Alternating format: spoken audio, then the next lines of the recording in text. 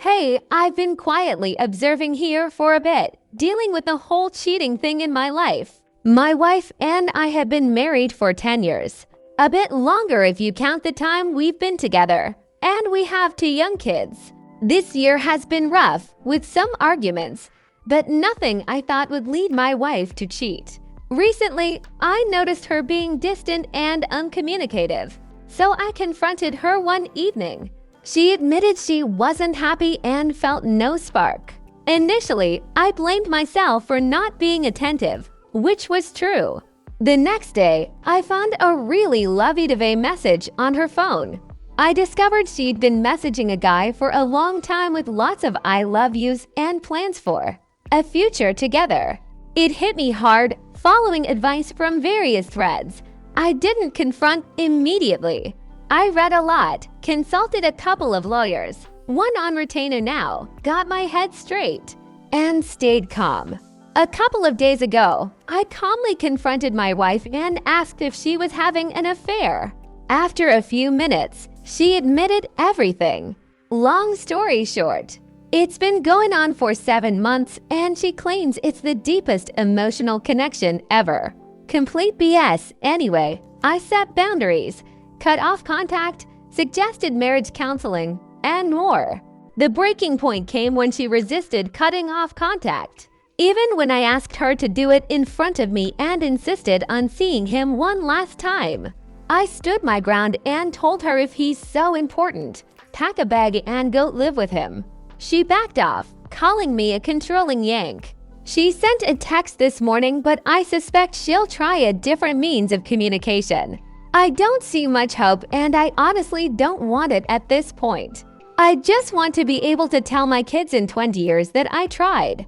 We have marriage counseling tomorrow, but I'm leaning toward filing before wasting more time. I'm cautious due to my kids, but is this the right move? I have the paperwork filled out with my lawyer. They just need to process it, and I'll pick a date to have her served. Going the doormat route won't end well. I need to think about my future, my kids, and move on update. The past few weeks have been really tough, but they've given me time to think and reflect. My wife and I went to counseling after our first big talk, and I must say, the counselor was great at listening to both of us without blaming anyone. She helped us navigate our new reality and pointed out some issues in our relationship. While it doesn't excuse my wife's behavior, it's good to know for the future to avoid making the same mistakes. As mentioned, my wife didn't seem to follow my request to cut off contact with the affair partner. I noticed some messages before she went completely silent. After seeing that, I decided to file for divorce, and she was served a few days ago. At the same time, I had a heart-to-heart with my father-in-law, who I'm really close to, prioritizing support for our kids over our relationship. It seemed like my wife wanted to ignore the issue. Naturally, my wife was really upset at first. Her fantasy was shattered. But our therapist talked through why this needed to happen from my perspective. I think she's starting to realize the consequences of her actions and the real things that will be lost. I'm just trying to process the new life ahead and the big change in my identity from being a husband and father to something else. Similarly, since I filed, my wife was shocked, and she's been very emotional these past few days. I honestly think she never expected me to walk away. I've kept my distance, but I've seen a noticeable change in her. On a positive note, we've talked more, kept our conversations civil, and focused on our shared priorities, especially our children. I've made it clear that she caused a huge wound, and she needs to do the heavy lifting to help repair it and give me space and time. If I can ever start to forgive, I'll say it again and again. Her actions are the most selfish, self-centered, and horrible things you could do to a person. But I haven't lost sight of the fact that we still need to raise our children. That's my main focus as I figure out how to move forward to the next phase of my personal happiness. I'm honestly proud that I found the strength not to dwell in self-pity, anger, or sadness. and to make the right moves to keep my dignity and look forward to a brighter future. I don't know all the next steps, and my feelings are constantly changing, but I'm starting to feel some inner peace. I'm in the post-serving phase and working closely with my counsel. What I'm wondering is if any betrayed spouses here took advantage of the affair fog to get better divorce terms and how they managed it. My soon-to-be ex-wife is clearly deep in the fog, still contacting the affair partner. And at the moment, I haven't bothered her about it. Update: my wife cheated. Forming I haven't bothered her about it. Update: my wife cheated, forming a stronger emotional connection with someone else. We still love each other, but aren't in love anymore. I filed for divorce and it's been about a month and a half since everything came to light. I'm working hard to move forward. The process is ongoing and I'll share updates when the time is right, probably in a while. If you've been through this, I'd appreciate any advice, lessons learned, or things you wish you had known. Just reaching out in case there's more helpful information. I filed for divorce and things are moving in that direction. I'd like to hear how others dealt with in-laws and friends, especially when they tried to make you look like the bad guy. After filing, I informed some in-laws, my family, and a few friends, but I didn't make it widely known to keep some things private. However, it seems my soon-to-be ex-wife has shared her side, and I'm getting cold vibes from her family and others. It's tough when close family turns their backs. Even though I've been a good dad and my wife has acted immorally. Did people eventually see the truth and change their opinions? Or did they just move on? While it's natural for people to take sides, those who believe her probably weren't loyal to you anyway. You don't need people like that. Focus on your kids and your side of the story. At the end of the day, you know what happened and that's what matters. Update. Today brings some closure to the saga that began last summer, during which I sought advice from everyone here. Going through this process is tough, especially when close family is far away. It's challenging to be alone with your thoughts, but there's wisdom and introspection to gain. To recap, my wife cheated, and I found out, realizing there was no hope, as she was deeply involved with the affair partner. I filed for divorce immediately. The past few months have been frosty but relatively drama-free as my soon-to-be ex and I separated our lives in the house while still co-parenting. The discovery and mediation process moved quickly. We agreed on 50-50 custody for our kids along with schedules and holidays. Asset division in our no-fault state followed the book with some give and take. The final conclusion is on the horizon and, for the most part, the divorce is complete. As for advice from this fiasco, I learned several things. First, don't bother with the pick-me dance. I tried for a week before realizing her decision to cheat was hers to live with. Second, hire an experienced family law attorney who is reasonable. The person who helped me was crucial in reaching a resolution without crazy fees. Third, lean on friends and family for support as much as possible. Fourth, prioritize regular exercise to maintain mental health. I started hitting the weights a month after day and am starting to see the benefits. The confidence gained has been helpful to get through the process. Fifth, engage in individual counseling and talk with someone. This has been tremendously helpful. Sixth, realize that the cheater's decisions are their own. No matter the excuses, it's on them. I heard it all from my soon-to-be ex, but I now know our marriage went wrong after she invited someone into her life who fed her lines, stroked her ego, and gave her extra attention. She had to make me the bad guy to justify her actions in her mind. While stress may have played a role, not communicating with her husband and confiding in a two-time divorce cheater with no moral compass is entirely her responsibility and a recipe for disaster. The final chapter of this saga is yet to be written, but poor choices carry consequences. That's all I'll say on the matter. Update: I'm not too far from moving into my own place because of my kids with my soon-to-be ex and legal reasons. I've stayed in our marital house during this process, and I've shared updates in a couple of other threads.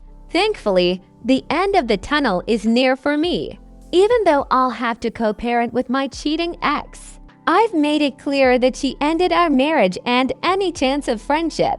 I don't have room in my life for a dishonest cheater, despite her insistence on being there for me and helping with my new house. I've firmly stated that she ruined our relationship and I'm simply giving her what she wanted, to replace me. I've even told her she won't be welcome in my house. Has anyone else dealt with an ex wanting to stick around? I guess it's some sort of appearance thing, trying to make the split seem less bad if we're friends. So far, her fair partner hasn't shown up, and she tries to hide it. But I know it's only a matter of time before their supposed deep emotional connection takes them elsewhere. I have no desire to be in the same room with them, but I'll watch from a safe distance when it all falls apart. Today, the official decree came, and I'm no longer married. I got the keys to my new house and will start moving soon. I chose a buyout to start fresh and got lucky finding a well-kept house a minute from my current home. It has a huge backyard, wood fire pit, big garage, and a prime location. I back up to a nature preserve, perfect for my outdoor hobbies. It's my own little paradise. Some may wonder why I chose to stay so close. Well, I want to be near my kids so they know their dad is close when they need me. Following the community's advice, I focused on what's important, started working out, and embraced a new career opportunity that's paying off. I haven't bothered with online dating or looking for a new partner and plan to enjoy the single life for a while. My focus is on my two kids and personal growth. As for my ex and her affair partner, I'm starting to let go of that disaster. Whatever happens is no longer my concern. As someone wisely said, when someone gets with a cheater, they're getting someone who cheated. I did my best as a husband and father, and it's time for someone else to appreciate it. Update. That said, in my new free time, unfortunately, I've reflected and seen the life I had planned disappear. I wonder, how could this happen so quickly? I'm sure everyone has had time to ponder the who, what, where, when, why. But when I look back, my spouse and I had a great life ahead. Our careers were doing well after some initial major efforts to establish ourselves. We had a paid-off home, two beautiful kids out of diapers, and college funds for them, among many other things going for us. Thinking about this is my final challenge to overcome. But I can't grasp the mindset of someone who had so much but decided to destroy it all and go all in on unreliable serial cheating. Do I need to mention Obi one more time to this group? I know I'll struggle for a while to heal from all this, but when I look at our history and lives together, I just wonder how a person can be so selfish and stupid. I understand desire can't be negotiated and all that jazz. But the whole point of being married is to work together as a team and continuously fall back in love with each other. Update wanted to give a quick update, especially for those folks who just went through their day and are worried about what life may be. Like, it's been 7 weeks post-decree and I moved into my new place a month ago. I've been working like crazy to set it up as my sanctuary. And now it's well furnished and feels like home, my home. My kids have visited many times and the rotation is working well. People say kids are resilient and now that I've seen it firsthand, it's reassuring. I'm happy to report that they're handling things pretty well. We have our own fun at Dad's house and they've told me many times they love being over. As for me, it was initially weird having newfound freedom. But making to-do lists and setting daily, weekly, and long-term goals is helping a lot. I was initially sad, but keeping busy keeps those feelings away. Right now, I'm solely focused on self-improvement. While I've thought about putting myself back on the scene, truthfully, I have no interest. So I'm keeping my focus on home improvement, fitness, and my kids. Regarding the cheating ex, I keep it cordial, and that's it. No sign of the supposed deep emotional connection affair partner yet. What the heck? But who cares? Tonight, I sat outside, had a few beers and a cigar, and enjoyed the peace and tranquility of my property. I thought about getting away from the situation my ex put me in, and it feels like the right thing to do for those at the beginning and doubting leaving. I get it. It's the toughest thing, and heartbreak is a kick in the junk. But deciding to eject a cheater was the only right decision, and I believe with time, it will get better. Update. Now into the second month of being on my own, and my house is coming together nicely. My kids are doing well, making memories, and I have some fun trips planned. Following the usual advice, I've stepped up my weight training and dieting, upgraded my home gym, and regularly hit the heavy bag. It seems to be working. In my monthly therapy sessions, my counselor noticed positive changes in my weight distribution and mentioned great progress mentally and physically. A little affirmation that things are heading in the right direction. I haven't bothered with dating. At this point, it's early, and I'm enjoying my free time, new projects, and spending time with friends. So, to the main point of the post, and I'm sure everyone wonders, has bad luck struck bad people? I don't have the satisfying post detailing the downfall of OMB or the ex-wife just yet. However, its radio silence as the supposed greatest romance ever hasn't been revealed, and OMB remains a secret. I wonder why this could be. Is my ex-wife managing her image and waiting for a better time to reveal everything? But isn't the thrill of the affair gone now that they can't sneak around? I'm no longer around, so I find it out. I suspect they are still communicating. She makes it obvious by hiding her phone when I'm present during kids' activities. But why? You wanted this, sneaked around, claimed it was amazing. Why not broadcast it now that the horrible ex-husband is gone? Has this happened to anyone else with their ex and affair partner? Update. I'm nearing the 7-month mark post-divorce and almost a year past day. I hope to keep offering assistance in any small way to those in need. I deeply appreciate the support I've received and would love to return the favor. On that note, 7 months post-day, there's a lot of positive news. My house feels like a home, my kids are comfortable and enjoy coming over, and they've made some neighborhood friends. I'm extremely thankful that the little ones have handled this process so well, understanding the balance between dad time and mom time without any complaints or tears while they're here. I've immersed myself in numerous home improvements. The house I moved into had some neglect from the previous owner, but I see it as an opportunity to make it my own. Additionally, I've set up a home gym with everything I need, managing to work out and box 4 times a week, bringing my body back to where it needs to be. Throughout this ordeal, I also underwent a significant internal career change at my workplace and surprisingly received praise instead of making any mistakes. I've kept my situation private, received a raise, and gained exposure to move my career upward. Although I still struggle daily with mental health and focus, I manage it with therapy and workouts, and things are improving. I think of my ex-wife less each day, and each small step forward brings relief. As for her, she's still in la la land, but we co-parent decently. I firmly keep our conversations strictly about the kids and maintain a cordial relationship. Anyone following my story might wonder about the saga of OMB. All I can say is the world's greatest love story hasn't gone public. But my kids recently informed me he's been around in a small capacity. It's amusing to me that 7 months post-day, they're still sneaking around. These are surely the great hallmarks of a long-lasting, trusting relationship guaranteed to stand the test of time. I've accepted that whatever will happen, will happen.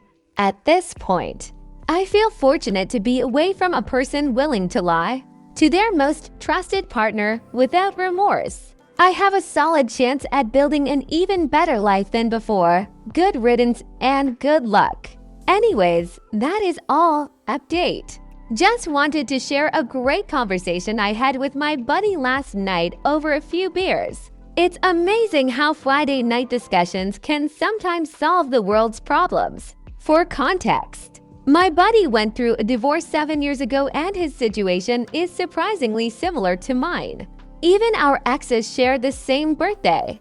As I've mentioned in recent posts, the grand reveal of OMB and my ex is slowly unfolding. While I maintain low contact with my ex, my kids make comments, and it's hard not to feel bothered.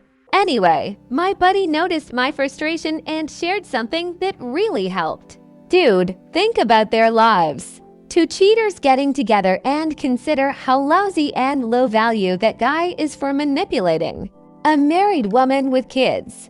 Now look at it this way, they have to make it work no matter how bad it gets. You or I can meet new people, and if it doesn't work out, we move on without any problem or worry. They're stuck. He has to be in your old house knowing you built that. Dealing with your kids and inheriting your selfish ex and in-laws. But they're stuck or else they look stupid. Can you imagine that kind of hell? But you're free. I pondered on that, and this morning it really helped me gain perspective. What a dreadful future they have to look forward to. Just wanted to share this thought and ask if others have reached a similar conclusion or witnessed it in action. Thanks as always to you awesome people. Wow, that makes a lot of sense. Trying to play house in a home that the affair partner never built. A home that he helped to destroy. Update. A friend is invited to my kid's birthday. For those who remember my story, I've got something to share, but right now, I need some advice. Here's the background. My daughter's birthday is this weekend. I already had a small celebration last weekend with my family. Nothing extravagant, just some presents and cake, and my daughter loved it. Now, the ex-wife is throwing her usual look how great I am party this weekend. I did receive an invite, but I just found out the other day that the affair partner OMB will be there. I called out my ex-wife, telling her it was a pretty lousy move, but she didn't respond. To make things worse, the ex-wife's co-workers, family, friends who knew about the affair will also be there. And the party is at my old house, enemy territory. This is terrible overall, especially since it's my daughter's party after our divorce. I can't shake the feeling that it's a setup. It's a lose-lose situation. And after talking to some supportive members here, it feels like stepping into a pit of vipers. The only idea I have is to go in well-dressed, with a fresh haircut, and showcase my new physique. I've been putting in the work and staying positive, but either way, I just don't like this. It feels super manipulative on the part of the ex-wife. She knows exactly how she's playing this and wants me to react in a petty way.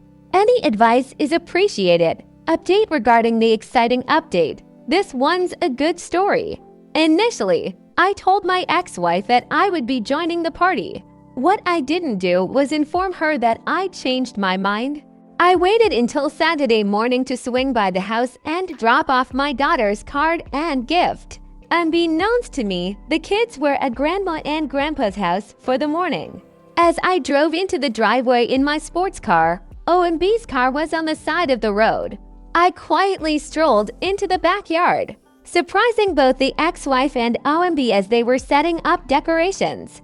The look of utter terror was on both their faces. When I saw them, I didn't feel anger, just a sense of how sad they both are. Good luck together.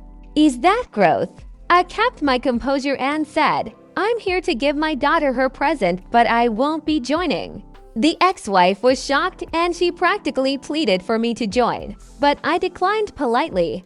I went to your parents' place to give my daughter her gift and parted ways. I even gave a, hey see you later bro to OMB before leaving with my head held high.